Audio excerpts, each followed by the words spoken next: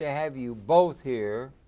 Nat's an old friend, but particularly Florence Rice, it's an honor to welcome you to this program. I'm so looking forward to getting the full story on Florence Rice, the queen of public access television and other areas. Words can't say enough. Thank you. I want to throw it right over to Nat because you have a program here and he is the one who directs it. So, Nat, why don't you introduce Miss Rice and then we'll get into a talk about her. He's the one that's in the booth and directs the show. So, talk to Miss Rice, you know, if you wouldn't introduce the show. Ladies and gentlemen. Yes, thank you. It is my honor to introduce the one, the only, the legendary Florence M. Rice. Yay! Okay, young lady, what have you got to say about? Tell us about yourself. One thing, it's an honor here to be doing this, and certainly the last couple of weeks, like from Washington, where they had my a splash for me. Yes. And then on the 25th, my birthday though was March 22nd. Yeah. And my birthday, which was on a Sunday. But on Wednesday, the 25th, that's when I had to slay out at Intercession Church, Marjorie Moore, and others who did the honor of planning it, because I truthfully didn't have any money to put anything on. Well, it's about time somebody did that. Yeah. I said, let me do, but Marjorie Moore and Joyce Garrett got together, and they did put on a wonderful display. And then Turner and Harriet Tubman on 127th Street, the Senior Center, they put on this big honor. So I have sort of, these last 2 weeks have really been it's something that I could have never dreamt of. A real whirl. Congressman Charlie Rangel, commemorated her in the House of Congress on Wednesday. So that's wonderful. Yeah, and she got, I don't know where she's going to put all those plaques. She got them from she got them all over the wall. Assemblyman Keith Wright and State Senator Bill Perkins and and there was a lot of this because you just had your birthday. With my birthday. You finally hit 70. My 90th. Yeah. No, 90th. 90th. I'm kidding. She looks at I tell everybody if they forget, just think about 1919. Wow, that's staggering. That's wonderful. That's really interesting. And you have been, we were just reminiscing, you were in public access way back when it was, the studio was up on 125th Street. Yeah, so that goes back to the early 70s. You're a real pioneer. And then earlier I was on WLIB. You were? I was on WLIB, 310 Lenox Avenue. Was that Percy Sutton? Percy Sutton. Yeah, he was wonderful. The chairman. Yeah, at that time. So it's been a long haul. It's been a long it shows you what one can do. And believe it or not, I did this without any, people have budgets. Yes. I've never had a budget. I've heard tell of that, yes. I've never had a budget. And, but we'll give our little fundraisers that we were able to raise money. But the main purpose, I felt that consumer education and the little people, I'm not talking about the educated people, little people to know where how to get justice, how to know how to handle a telephone bill, how to handle a Con Ed bill. And let me at this time say, I had a great mentor, Flo Kennedy. Flo Kennedy is wonderful. I had Flo Kennedy, and she kept, when I came to the board and told them what I wanted to do, they let me know there was no way they could be supporting me because I couldn't do anything with the telephone company. I couldn't do anything with the Con Ed. And in 1972, that's when the Nation magazine wrote me up because what I felt that people in Harlem had to pay deposit. You'll have some people say, well, I never paid a deposit, but it was a known fact that we had to pay deposits. And also the hiring practice wasn't that I thought was not equal, not what it stated. And I was able... Along with a whole lot of other things that haven't been equal in the time that we've matured. Well, a whole lot of other things. So it was just the idea of making the company understand. And what I will say, I didn't find their union at that time very cooperative. That was the Lady Garment? That was not the lady. They're the ones that kicked me out the union. That we want to hear a little bit monkeying around without him playing Powell. Wait a minute. We want to get to be. Yeah, I mean, okay. Yeah, they're the ones that kicked me out. But it was, if we were talking earlier, and you were celebrated down in Washington by the Consumers Union or a consumers organization? No, just what is it? Consumer Federation of America. Consumer Federation. Which I was one of the originals because that started up in the 60s. Yeah. So there was many of us that was involved. Yeah, you should be in the Hall of Fame there because you've been a consumer's advocate from the get-go, as they say. Well, I did it because I did it because I recognized that when I was coming through, I didn't know. Right. And I always felt what I don't know, then there's many others out there who don't know either. And one of the things I was concerned about when people have their lights and telephones shut off, what they needed protection from. Absolutely. So I just began to do it and also get other people. Do my conferences. I was saying before, my conferences was great. And again, I'll go back to and talking about finance, because one of the things that I always say that we're not like other races. We were always kept out the financial market. I like to tell people, when they started schools for us, our schools was on schools were to take care of the master. Right. And economics and finance was not. So and at least they taught you that was then. Beginning. They don't teach you nothing. And so, been all downhill. Yeah, all downhill. So what we're saying, what we just wanted, we have to educate. I mean, that's one of the concerns I have right now. Well, you educate every week with your program mightily, if I may. Wouldn't you agree, Nate? Oh, Nate? more than agree. Yeah. I try. A real important, stalwart, and foundational element of public access Manhattan Neighborhood Network programming, without a doubt. I appreciate this. And we appreciate it enormously. I really appreciate, because sometimes you think, well, I'm not doing anything, I'm not doing enough. But we have to, imagine. we have to educate. Well, Alma John used to say, each one teach one. Okay, that's good.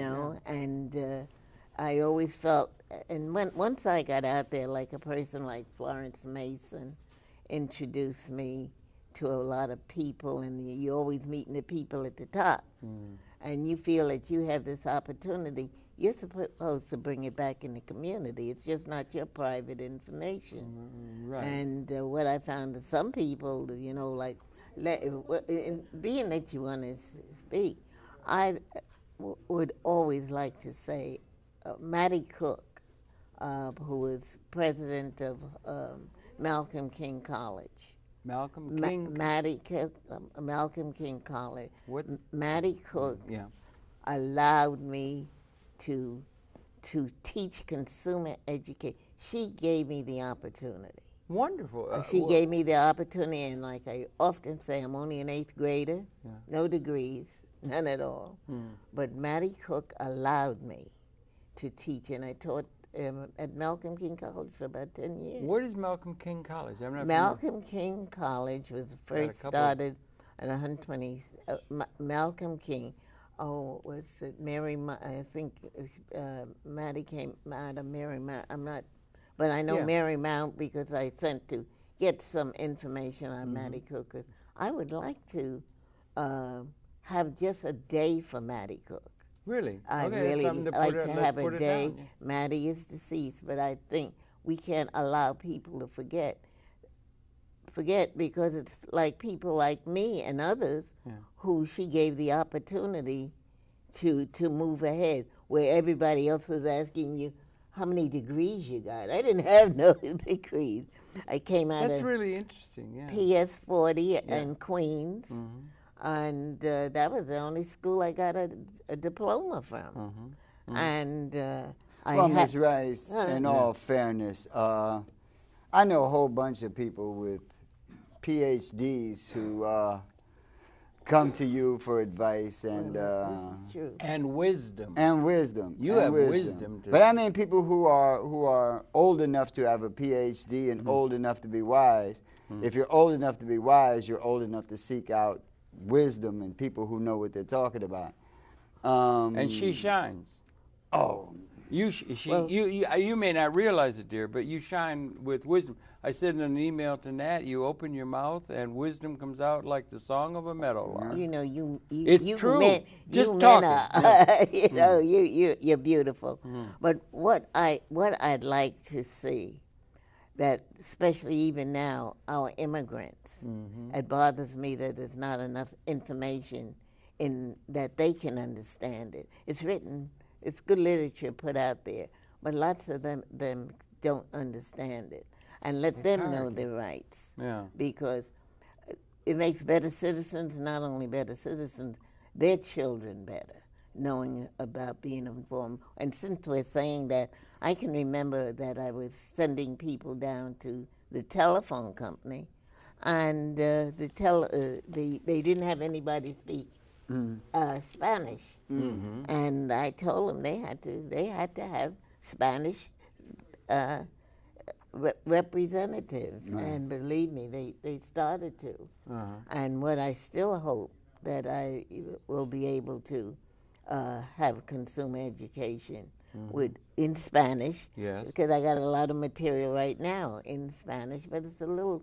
For the I would say the grassrooters, the educated ones, they can do it, but the uneducated, and when I say uneducated, people, immigrants who just don't know the laws or how to get things done. It's they're tough just hole. not indoctrinated. I wouldn't call them uneducated. More not indoctrinated to.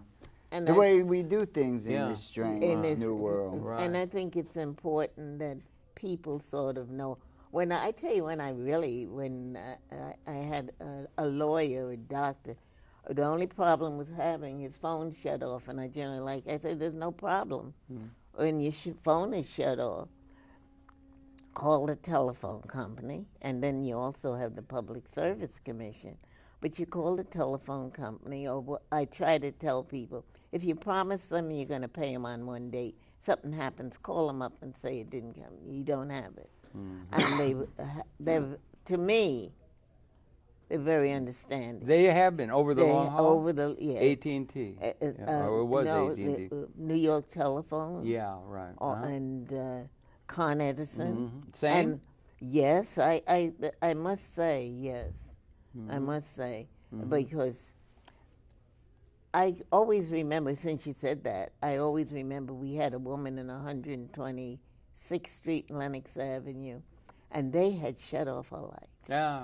And not only did they shut off her light, she had an oxygen tank. Good grief. And do you know I was able to get them to come out at 6 o'clock at night and turn that gas and electric on? Good for, and the oxygen, I hope? With the woman with the oxygen. Yeah, good for you. And those are the kind of things. Right. But what I try to tell people is how you do things and how you speak to someone and how you treat people. Right. You know? And I don't cuss, I don't swear. You don't cuss? No, I don't she cuss. leaves that to me. That to you. Right. I'm good. I don't cuss. This is your cuss man. But I, you know, but you know, but when I'm taking care of business, and lots of people say, "Well, how did you get your the technology center at 125th Street?" What is that? It's a technology. Oh, Verizon. Verizon. Verizon. And now it's Verizon, but it was New York Telephone Company. And it was, I always say, well, people say, well, how were you able to do it? I said, there was, you know, people make believe it's such a big deal. Yeah. I said, when we go to those hearings, you would be surprised, your name on record at those hearings. Right. And going to those hearings and meeting presidents, CEOs, or whatever it is, and just talking to him what Harlem needed. Just being honest. Yeah. Just being straightforward honest. Yeah. Is a good way to be. Yeah. Yeah. Okay. And I think that's important. And then when I was seeing how Nassau County, and how they were getting computers for, I said, being there, out there, tell them what we need. And that's what I did with the CEO at the time. I think it was New York Telephone, Dick Jockett. That's why I always, he's out in California now. And by the way, I sent him I called out there to let him know I was 90. I haven't heard from him. Wonderful. I guess he says, I'm glad she's out of my hair. Not as he said. But it was just as simple like that. I also like to say, when I'm saying that, I went to the hearing at the direct deposit. And originally, when the direct deposit started, they wanted everybody to put their money in the banks. Just imagine what would happen today. And my whole thing, why should black people put their money in the bank? I say, follow the money. Okay. Follow the money. Learn how to follow the money. You follow the money. And I said, well, you redline, we can't make loans. So therefore, and when I talk, say, someone will say, well, I got $35,000, $50,000. I said, that's no money, And as a result of that, on the direct deposit, at the hearing, 1999. They made me the woman of the year. Who did now? Who did that? I think it was the postal. Look on the web. Look on the web. Oh, I do. On the web or whatever. Yeah. Look on there. But 1999, they made me the woman of the year. Congratulations, woman and of the year. And it's just woman woman. They could have said woman of the millennium. Well, I mean, woman of the whole century. But my whole thing in is a very real sense, you represent the women in the best sense of the word, or the female principle or something, in a very large pattern, other than just your immediate activity. I just sort of felt. You're an unsung hero. I did. Heroine. The thing about it, I felt, listen to this. A sung And heroine, I said, actually. follow the money. Yeah, okay. They're building a lot of prisons upstate. It's a big growth industry. It's a big upstate where our young people are filling up those prisons. I know. Which that means that money that was coming to New York is going to those communities. And my whole thing is that I felt that how they redlined, and that I took a stand. And again, I said, you don't loan us money. Right. Why should why should we be forced to put our whatever Social Security check into the bank? That's really an interesting because you're stance, giving you're giving that flow money, which they were loaning for prison for our children, for our youth. That's and interesting. I took that kind of stand. There was a good stand. Yeah. People thought I was crazy, but sometimes I say, well, maybe I am. But you would tell them that at hearings with the big shots and that sort of thing, and say, let's get some, systems efficiency here. And I tell everybody, I say, go to those hearings. Yeah. It's real important to go to those public hearings that there public are. Hearings. Yeah, you've been going over the decades, right? Yeah, because that's where you can express yourself. Right. Let me say this. Let me jump over to this. There's a big discussion on obesity. Yeah. There's a big discussion now on obesity. And so my whole thing is, I know a lot of people might be listening, during the period, I don't know, all of you too young for this, but there was I'm getting there, There was a Mm-hmm. meat boycott. Yes. There was a meat boycott. And during that period, during that period, it seemed like the steaks wasn't enough fat in them. So in other words, they found a formula to develop for the cows. Yeah, okay. And my whole thing is, when it was over, that formula, whatever formula that fattened up the children, that was part infamil with iron, and they have it with iron, without iron. I was concerned with the fact that within my family, I have a very large person.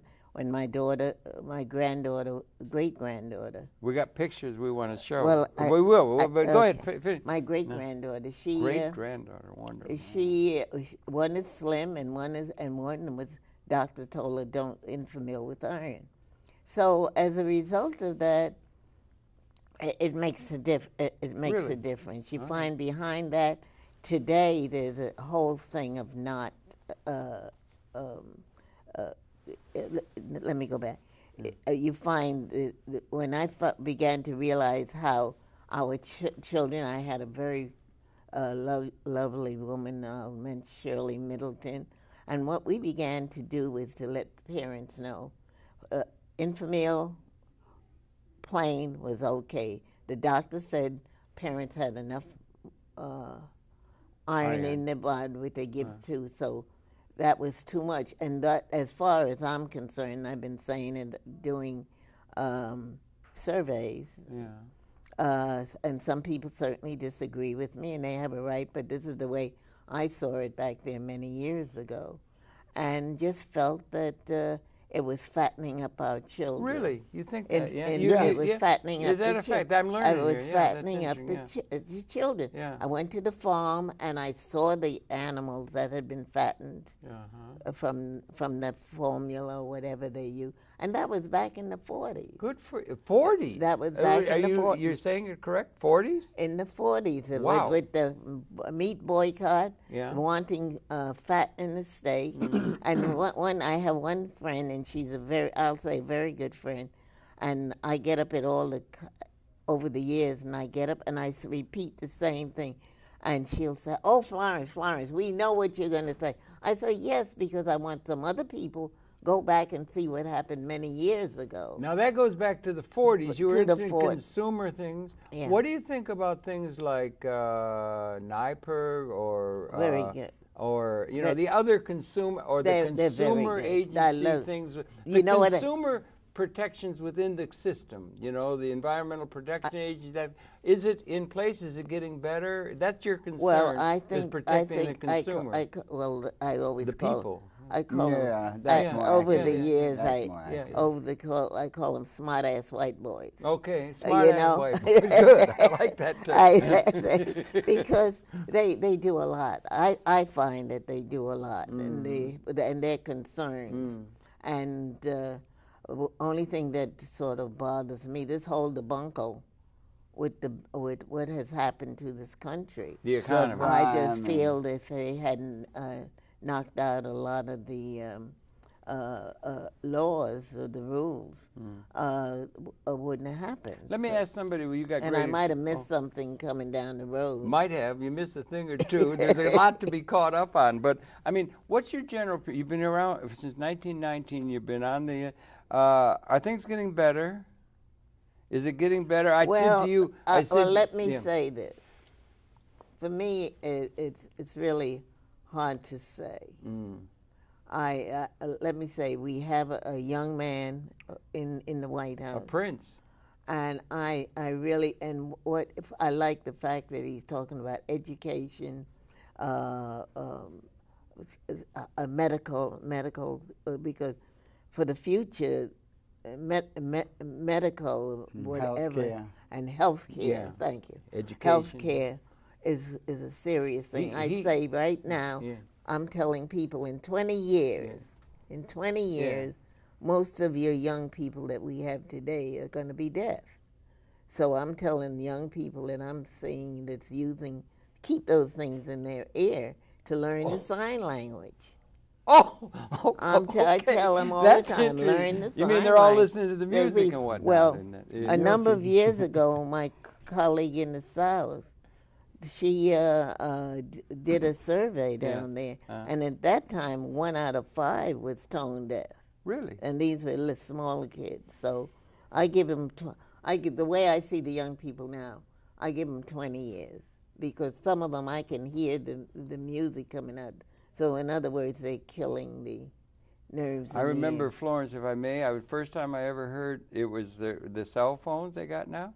They got a thing in their ear. I'm coming up on the 8th Avenue bus, and there was a lady sitting next to me, and she starts talking to herself. There goes another poor soul lost it, talking to the sky, and it was the first time on a cell phone. And those things are all coming in. And it's serious, but nobody's paying no attention because they say that's what's making.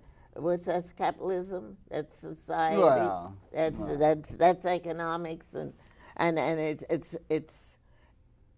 I'm concerned of what's going to happen for the future. But you like Mr. Obama. He is, well, if I may, let me share. He is what my daddy would have called a real class act. He's a classy, you could say lassie, but he's a classy gentleman. Well, what I like which is about really something to be thankful for that has happened, it seems to me. How about you? How do you feel about him? Well, I feel about Obama, you know why I love Obama? I do too. Number one is the fact that here's someone who went to study for Wall Street and came out to learn about the community. And did community organizing with the folks, yes. This is the kind of and so he came out, he was a Harvard Law, top of his class. He was the editor of the journal. He's seen it all. He's a prince. And then he has a wife. Yes, he does. He got 2 lovely little daughters. Well, and he can count and play basketball. He can do that too. He picked the winner. What I'm saying, you know, and he moves pretty good himself. I like him because he's come along with the young generation, dealing with the young generation. I think he's young himself. I think what happens that he is.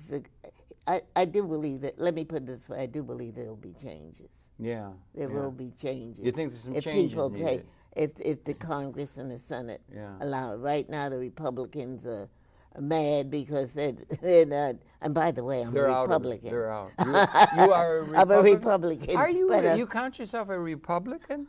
Yes, I do. My mentor. The day when they were that was Rockefeller Republicans? No, my mentor. Yes, ma'am. And that's how I became involved because I at that time I liked what they stood for, and. But I'm more of an independent. Okay, that's really different. I swing. But who was your mentor, if I could? She was Eugenia Gordon. Okay. And she was a Republican? Well, most are black. So let me say. They're mostly Democrats. No, they're not. Today they are. Talk to me. I'm learning. Years ago, most blacks were Republicans. Democrats were Democrats. Well, after Kennedy. And Roosevelt. Right. Yeah, now we're getting back over longer loops. Yeah, things and change, like I tell people, things change. Yeah, that's true. And what changed? So I don't think anything is just that, but things change. Yeah. And do you think the change is for the good? It seems to me, well, it's like hard. I shared with you, Florence, history is a nightmare from which I'm attempting to awaken, the great poet James Joyce said. I sort of feel that way. It's getting better. It used to be worse. It's getting different. Getting different, that's for sure. Talk up a little bit, Nat. I say it's getting different. It's kind of the same crap. It's just high-tech same crap. And I think... need a lot of consumer protection. I think there's, oh my God, yes, a lot of protection. Thank God for Florence, Oh, and her associates. There's a lot of good people out there in the consumer field besides Florence. Yeah. But what it is to be able to, there has to be changes. There's a lot of things. I say racism still exists. Oh, yeah. You know, I like to tell people that some people say, well, what made you do what you did? And I said, well, what happened my union representative told, when he heard that I was going to testify in Adam Powell's hearing, that I better not. Adam Powell was a good guy. Well, he they said, if I do, I would never work again. And I was a chair lady, and I love to say, you know how we are. When we get those titles, you know how we think we're hot. We think we're something. They co-opted us with they got co-opted. And 65 years later, they shouting out your name at the House of Representatives, and all those people who told you stuff, they don't even know who they are. Is that the idea? You were. Well, no, what he was saying, there was racism in the union. There's been racism. No, but that's what I was after. Yeah. And the fact is, I see. And just letting them know at that level, and that was in 1962. 62. So it was coming up. People were going south and whatnot. How dare you even speak like that? And you're a representative. Oh, you're getting up. So you're getting up. Yeah, in the bureaucracy. So what they did, and I never worked another day. No fooling. And he got away with that, and there was no way for you to redress, right? Well, I didn't have no support, and like a couple of guys said, Florence, we support you. Yeah. Their wives were saying, "We leave Florence Rice alone, and you got to take care of these kids." One woman, and I liked her for that, because her husband, if he followed me, he would have been in the street. And so, and just to piggyback on that, the most effective way to control an individual is through their economics. Yeah. It's the one sure way to create the perfect servant. Violence doesn't do it. No. Violence is iffy at best. There are consequences to violence. You can beat someone and all you get is a bigger and bigger enemy. Or you can beat someone to a point where you drive them crazy and you can't trust them anyway. But when you control someone's economics, when you control that's what how they eat, how they feed their kids, you have them in the palm. Right. Well, you got some people on the left, they call that wage slavery. It is slavery. Yeah, it is. The most effective. It's like from we live. It's like we live in a feudal estate, and we're all picking up leaves on the estate of the Lord. What owns it all. And the less money you make, the more controlled you are. So we still don't have any perfect order now, but it is getting well.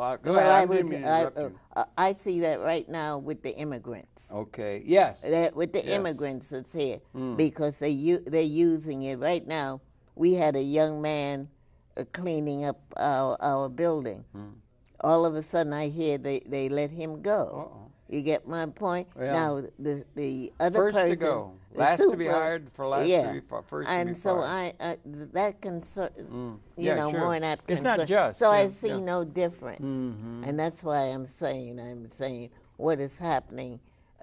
And then what the other thing to that is the way most of the work that most people did is all sent overseas to cheaper countries. That's taking advantage of. I think you really have to look at the whole picture, what is happening, how the corporate world is beginning to, not beginning, have. They're in some cases, I'd say they're the ones running the country. The whole corporate world. Yeah, and that whole world and all the economic whatnot behind it. And this is my opinion. Yes, it's mine also, dear. And I think it's a very intelligent opinion, and it's quite whole true. System has been down south. They say you got to hit a mule upside the head with a 2x4 to get his attention. That whole system's been hit upside the head. Yeah. And Mr. Obama's trying to deal with that, but it makes for change, and things might be moving in the right direction. I think it's not going to happen overnight. No, we got to be patient. I think what he's doing, I do believe that he's got the best people surrounding him. He's got a lot of good. He got the best people. I said, for our country to be in the situation, you had a president 8 years. Yeah, it was theory. We had all the wars. All the wars wasn't necessary. No. Yeah. And that's all I'm saying. And what has happened that I can see, Obama. I would like to say about Obama, and what I do love the fact that he says health and education. Yeah, absolutely. I like that part of him. Yeah. There's a lot of, and we needed a change. What I like, You know what I liked up in Manchester, Manchester, is how those white kids was all out for Obama. Oh yeah, up in that area. Yeah. And I just say, when you see kids rally and do the way that, it's got to be a change. Yeah. Because really they're good. the ones that have to live in this world. My great-grands, my grands. Now you're getting my twins, my yes, my great grands, because there's 5 generations of us walking the earth. And my great greats, they were just born on Inauguration Day. Do you all hear that, folks? This is your great granddaughters, twins, were born into this world on the day that Barack Obama was inaugurated president. Right. Now that's a marker, folks. I want everybody to put that on your calendar. That's a sign. And what we've got to do, one of the problems, we don't have enough time. We could talk to you for 16 hours easy. But you've got some pictures. So do you want to show some of these pictures and everything? So let's see if we can't come in close focus on these. And wait a minute, hold it up. Watch yourself on the camera. She got it. See, they got it. They got it. It's a robot. And you talk to these pictures. What that is? That's a cake. Well, this is a cake. This is Consumer Federation of America. Down Washington? Down in Washington. I think this is the 15th. And see that 90 on the cake? And 90 on God the cake. Bless so you. this is what they did. You can't put that many candles on it. It's a fire hazard. And this fire hazard. And this was the staff. You know, let me take these. Okay. This was a staff, so I say this was an honor. That was the staff of the Consumers. Staff, no, this was the staff of the hotel. Oh, they came to honor you as well, absolutely. This is the staff they came to honor. And these are, oh goodness, this is my colleague in South Carolina. And by the way, when I speak about her, just to remind everybody, the Gullah Festival is the 22nd, 23rd, and 24th. Yes. So. Of what month? Of April? Of May. Of May, okay. So 22nd, 23rd, 24th, the Penzance, and I should have been prepared to give out that number, but give me a call at 212-283-7011, and I'll get back to you. 7011. 7011. You're welcome to call some people. Okay, that's good. And I will get back to you and give you. I'm and sorry. She will. I didn't know I'd be going that. This is a responsible woman who will get back to you when you call. And when you She's talk, not like me. Not like us. And when you talk slow and say the number. You know, us old folks, sometimes while we write, we get cramp in our hands. How come I can't think of you as being an old folk? I know. It may be true, and you got the birth certificate to prove it, but your presence it's just belies the birth certificate information. I was born in Buffalo. God bless you, darling. Okay. You were saying something. Gary Bird is Gary from Buffalo. Bird. Yeah. Is this? You want me to take that when you've shown that, right? Okay, let me take it. But this whole thing, I don't want this whole. I want to get to them, their granddaughters, okay, or great-great-granddaughters. Oh, but I don't have that here with me. They're not here. No, not those pictures. No. Those are birthday pictures from these are, and when I show these pictures, I really don't want to slight anyone because I want to let. Slide them. Don't worry about it. The Harlem Consumer. They're used to it. And the Don't worry about tenants and landlords, how they. On Wednesday the 25th, that it was really, I believe, over 100 people there. Really? Okay, good. And then again at Harriet Tubman. How there was about approximately the same. Where is that? Where was that's that? 127th Street. Right, it's in Harlem. In Harlem. Yeah, 127th. So I just would like to say that I'm grateful. I'm just glad that who would ever thought, and I never said because I think it's, it's negative, but in 1950, my husband tried to kill me. Good grief, I'm just lucky. I always say this Italian doctor came in at Mother Cabrini, and the good Lord said, "Now listen, I'm watching you, and I expect you to go out there and work." And but he said that to you. The good Lord. Yeah. He told me that. Yeah. And you sure did and follow I went his out, advice. and I went out and started given because I just felt I was just lucky to survive. I just often say, if that Italian doctor had not come in that morning at Mother Cabrini, then they were on Edgecombe and 163rd and And you were almost ready to check out? Well, I thought so. And anytime you open your eyes and you see everybody 10 o'clock in the morning, you and know, the priest at the bottom of the bed. And so stabbed her. No, multiple times. Is anybody getting it together to get her autobiography down in a book? Not I got people coming out of I'll bet. But somebody they all want to get famous fast. Yeah, get doing that. Get a biography with pictures. Well, you got a lot of pictures. You got a lot of footage. Somebody's got to document let this me thing say, and get it out. I'm in Black Women in White America. Okay, well, I am Nat Wood. I am her director. That's I am the, probably the best around, and the I am her beyond director. the case. Okay, good. Glad to know. Okay, so thank you for your concern. Black women in White America, and then racism in America. Okay. And I'm on at least I would say 5 books. And good. I forgot. And she's in the law book. In the law book. I'm in the law book. Okay. McKinney. I think page 1. I don't remember the number. But since we're talking, let me talk about this person. You had a beautiful woman, Rita Webb Smith, who did a terrific job there on 143rd Street. Okay. And I would like to mention her. She mentioned in her book. Okay. So I just wanted, there was some good women, and there still is. They should be celebrated. They should be celebrated. They should be celebrated because it was people like that that really changed. Held it together, that pulled it together and wasn't getting no big salaries because they did Rita like they did me. They made sure that I didn't work. I never worked another day. No, you know. For them, you worked all your life. But then I learned how to. I used to boycott.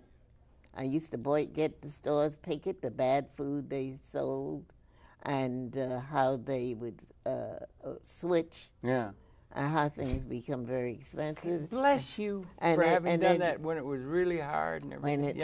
And it was true. And it used to be, I used to go to 7th Avenue, 125th Street, and you could call people immediately, and they'd walk with me and picket. We had Martin's Paint Store, I can remember that. Martin Paint Store, who claimed they were going to give us paint. And then when we got there at 10 o'clock, they weren't. And I started picketing, and by afternoon they'd had... That's right. I'm happy to hear that. Yeah, signs and everything. That's right. Yeah, it was really that spirit was there. Yeah.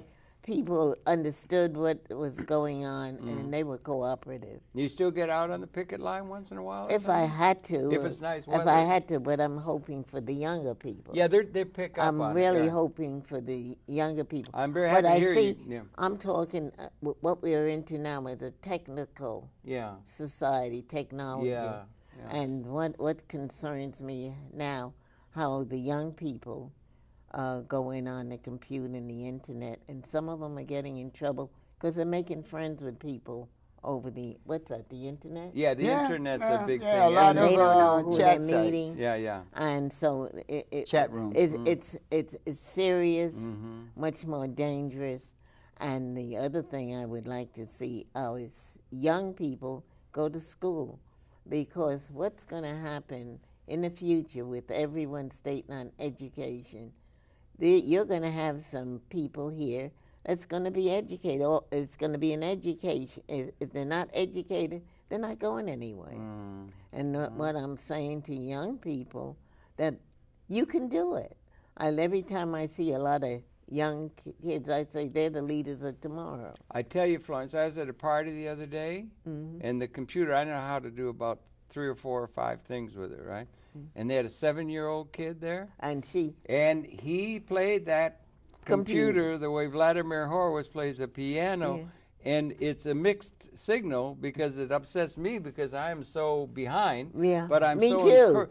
Me too. And all of us are. But I'm so encouraged that the young people They've just picked that up like at their mother's knee. They know how to do it. But they don't just pick it up. You cannot just pick up a computer. You have to have a computer. Yeah. Access is everything. Access is everything. Thanks. That's the saving grace of being at M&N. That's the most impressive thing about being at M&N, is that they provide access to people who would not have access. And not just access to the airwaves, access to the technology. Right. A friend of mine, Teresa McNeil, she had started a daycare center in Harlem. Yeah.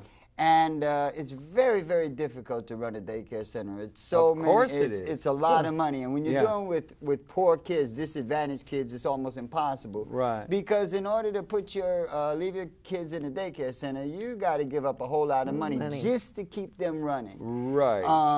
But I would go there and 4-year-old kids, 4-year-old kids were on the computers. They were pulling up educational programs to help them learn. Yeah, that's encouraging. That's really encouraging. I woke up out of a sleep the other day. If we do our job and provide them the access we need, they need to have, that will be encouraging. The problem the problem is that if nobody gave Stevie Wonder a harmonica, he'd be just another blind boy. You have to have access to make your dreams come true. Yeah. We need schools that are geared for the 21st century. And we need we need kids who love music, not to be forced to write some dirty, just be forced to write dirty lyrics on a brown paper bag. Put them in front of a piano. Bribe them a little. I will give you access to your dreams come true, but you got to give me some A's and B's. You got to learn math. But they have to have access to opportunity. Otherwise, it's just a waste of material. And we're letting genius seeds end up in jail. Marshall McLuhan used to say there may be people, young people walking around the street that could solve our top problems in physics because they have modes of perception we lost long ago. And there's great hope in the fact that there's seems to be you have to have hope, and you have to you know, sometimes you get around people that's so negative. I said, oh, let me get out of here. And I make excuse. What I would like to also say, I know us seniors, you know, they call us old and gray. But I said, old and gray and out of it. But listen, you seniors, get up off your Humpty Dumpty and come out to Verizon. And I'm saying to you seniors who don't know the computer, truthfully, I don't either, but come out and learn the computer, because it's very, very important that we be with our children and know really what they're doing on those computers. So I tell you what I have planned. If I can find seniors who don't know the computer, I would like to have just seniors who come in, learn the computer. They're at Verizon at 125th Street, 148. Come in. You have a Mr. Carter there. Come in or call 212-665-1050 and find out what's the best time for you to come. And come out and learn the computer. I want to have a day and say, I'd love to have about 25, 50 people, seniors say, I didn't know the computer, I went to Verizon and I learned the computer. And if we could do that, that would be a real accomplishment. You've been walking the walk, as they say, because you were taking advantage of this unique thing that Nat seemed to be really very animated about and so forth. Public access is a good thing. That came along very uniquely along about 1970 to where they made available multimedia production and distribution to the folks. It's very important, and I'd like to put a plug in. It should be supported by our city council.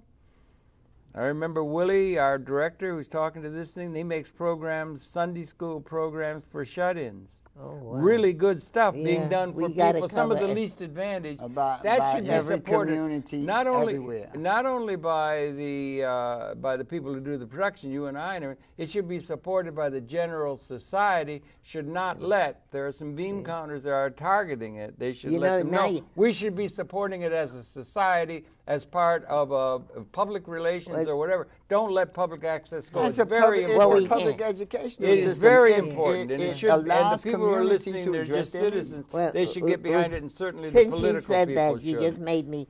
You sparked something else in my mind. There was a picture called "The Poor Pay More." Mort Silverstein, David Kaplowitz. He did the originals at Union Settlement. And there was a film called "The Poor Pay More," and that was shown, and in fact, it's called a classic. Yeah, okay. The Poor Pay More. Poor Pay More. It was a feature film. Like. Yes, and Mort Silverstein. You can look at subprime and figure that one out. Yeah, subprime mortgages. If they'd been looking at that, I can't afford $100, so what do? I charge you $100,000. See how that makes sense? Just a couple of zeros. You know, coming down the road of life, there's so many things. But you know, there's a lot of you out there, there's a lot of talent you have that you can use, certainly for the children. And I see so many places, and if the budget, what they're talking about being cut, some of us need to develop programs so we don't lose our children. How long have you been doing your program? You were doing it in 1974. Yeah. That's way back. You and I were really at the beginning there. And you've been doing consistently cable television? Yeah. God bless you, darling. How much tape is there of you out of this? Oh, how deep what do is you the reckon? ocean? You're taking care of this, are you, Nat? No, she takes care of this. You got it all I take care of the show. No, I don't. Somebody should help her archive and get it up. Get it out there, There is, because you ought to get some help there. I have access to enough stuff of hers, and I have the original, and she ain't through doing what she's used to doing. I know, she keeps you busy. You can't keep up with her. She's so busy getting things done now in the moment. I have enough information. We've accumulated enough stuff that we could do a tour de force. Oh, wonderful. Do it. On Miss Rice. Yeah. But it's not necessary now. Wow. She's already in the spotlight. Yes, if you want to know what Florence Rice is doing, I know turn on your TV. Yeah, you can't keep up with her, right? Yeah, she's out there Energizer Bunny. You know, what I'd like to say, there's a lot of good people out there. Yeah, there are. Yeah. You know, I think about people like Marjorie Moore. She does, she's a terrific person. Now, New York, Tenants and Landlord. That's right, McGee, Tenants and Landlord. People, It was her, Miss Yarborough with the Ancestors. Camille Yarborough. So there's Cynthia McKinney, I would say. Speaking of now college-type professors. Coley Clark's here up from Mississippi. You met Coley Clark? No. She's really good. She was with Mr. King back in the hard days of the early time and all that. But, there's a lot of good people here. There's a lot of good people, and like I say, I'm looking at a lot of good people who are, who I'm saying are the future. I think it's important that we including those two great granddaughters born on Obama's inauguration day. And you like people. Oh yeah, you like people. You sincerely like. Look at that! Look people. at that infant. There you go. Just come aboard. Yeah, there. Isn't that beautiful? Yeah, As the lady walked by with the newborn. The beauty of this time, and certainly my time back in the 1920s. Amazing. We did not have the opportunity. See that little child. That child is unbelievably gorgeous. She'll grow up into it. But see, the only thing I can remember that blacks could get in those days was housekeeping jobs, and you was really coming along. But now our kids have such opportunity. One of them got a job as president of the United States. Not a small matter. Well, they grow. This is not a sprint. Okay. This is an endurance race. Okay. Yeah. Right. My grandmother left Georgia, she left in the 1st grade. My mother got as far as the 10th grade. I got a little diploma. My daughter has degrees. She's a teacher. It's not, you know, everyone's looking for a panacea. Well, but that's not how the world works. Dazzle gradually. It comes more gradual. But the trend is good, I would submit. And it's also very dangerous. My daughter's degrees are the work of my 1st grade grandma. There you go. We stand on the shoulders of those who went before. Yeah, that's right. That's true. Without the one, there wouldn't be the other. Yeah. Well, that's a good lesson for us all to try and incorporate and learn. Learn and incorporate it really into what we do. Is. And one of the shoulders upon whom we stand, and so many of us, is Florence Rice. I would say a true, honest-to-God, honest pioneer. Unlike me, of she communicating in the interest of the bag people. With a bowling ball in it. She got that bowling ball in there? Oh, I can't believe she carries that. You know all the dark secrets, my arms are longer just lifting it. We want to get into all those dark secrets in order to get some, you know, but no. I always say there's always, when you, the idea is, you know, there's, and I can't think of her name, but she has the saying that she forgives everybody. She holds malice towards none, regardless of what has happened. Most of this, and she was a judge, and isn't that something? I'm sitting here and I can't remember her name. Well, that's the thing that a lot of the wisdom schools, including the Lord Jesus and Buddha and all of our wisdom schools, have said that, and there's a wisdom to it and everything, and we are all in this together, and it's true. It's a little hard when you've been treated badly. And don't hate anybody and love everybody, regardless what they do to you. You just, you know. But we have to. One of the things I think we need to do is learn how to love. Yeah, there you go. There you got a basic grounding thing. Yeah, how to love, because you know, one of the things I like to tell this.